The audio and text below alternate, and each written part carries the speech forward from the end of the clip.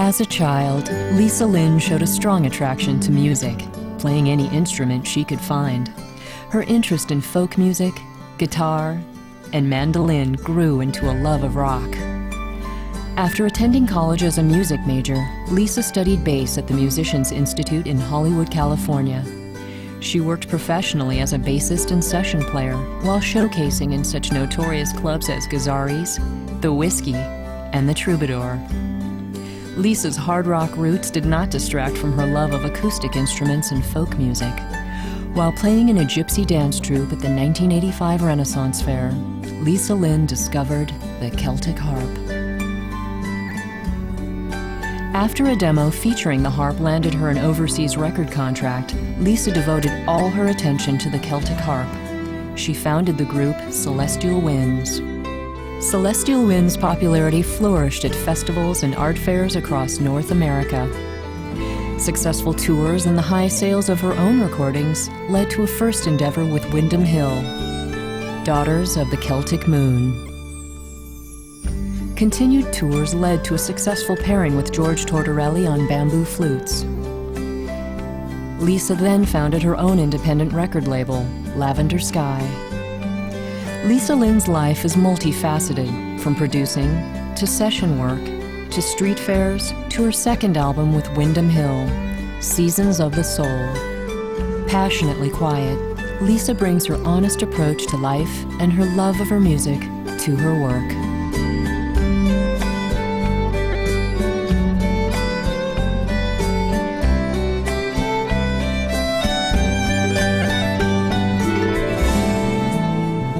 When I first got the harp, I don't think I ever left the room hardly at all because I was so enthralled with it myself. Well, being that I'm playing mostly original music, it's hard to classify it into a style.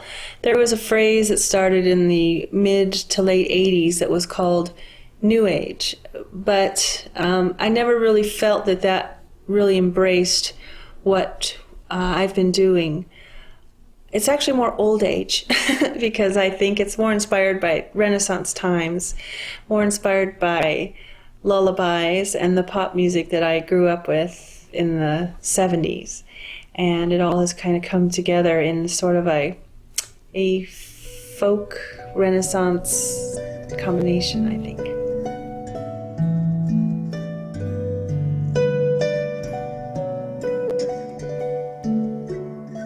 So many people say, oh, I've seen someone play the real harp, when in actuality the Celtic harp is the real harp.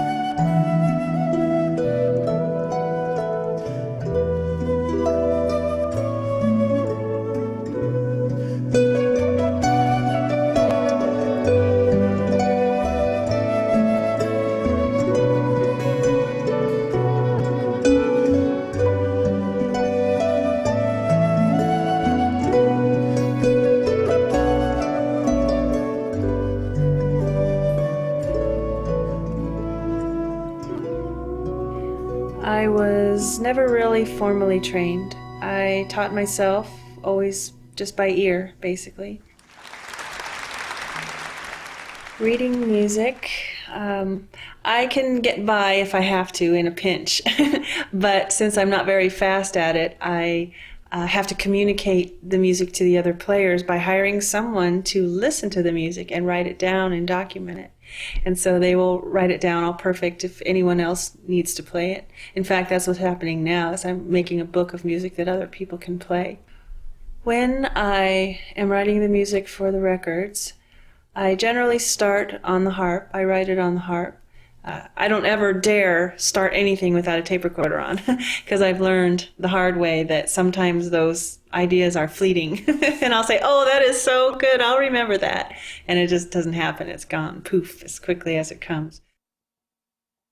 I always do the first run of all the album, all the songs on my little $30 tape player and little cheap cassette tapes. And to me, I just think it's good luck for me because it reminds me of how I used to make songs up when I was a little girl and I had a $30 tape recorder. So it always reminds me kind of where I came from, and to keep being able to access that music from that space of innocence when there isn't a lot of people involved with other alternatives and reasons why this music has to sell this much or be this great. When I was a little girl and my little tape recorder, it was very innocent and it was very real, and I did it because I had to do it with no other motives, no records, no anything.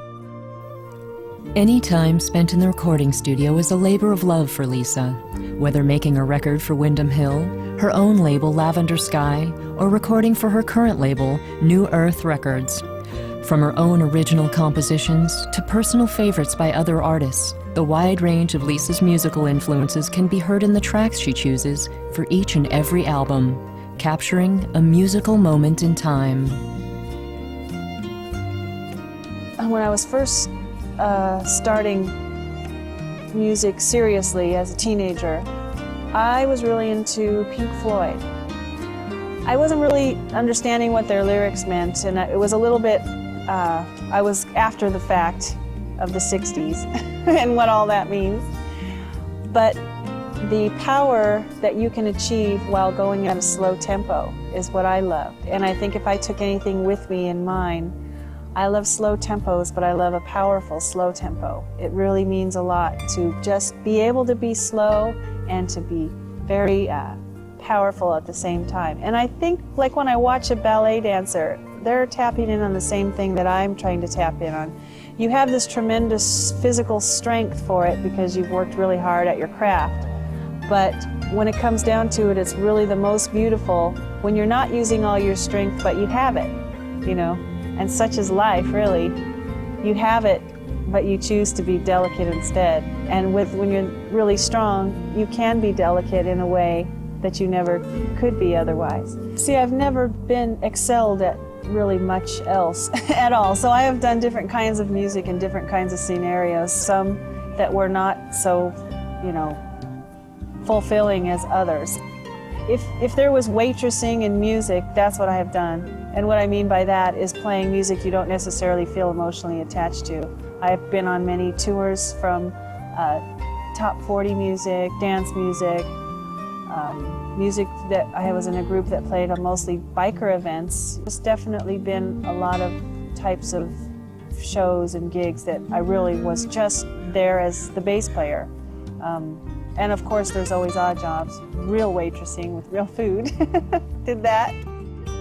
When you're a waitress, you work your butt off, and that's a great thing to do, and you're constantly organizing your thoughts, best use of your time, and that's an incredible thing to know for the rest of your life.